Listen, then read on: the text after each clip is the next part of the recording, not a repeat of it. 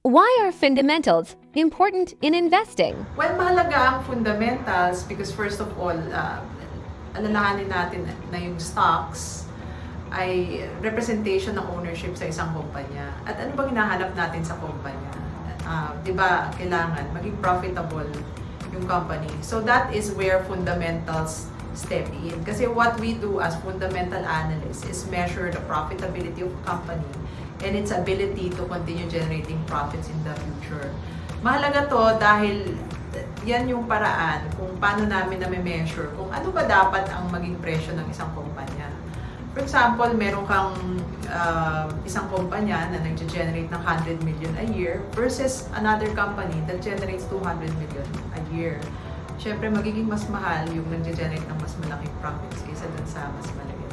I mean, yan ang dahilan kung bakit mahalaga ang fundamentals. Para alam natin yung tamang presyo para sa isang stocks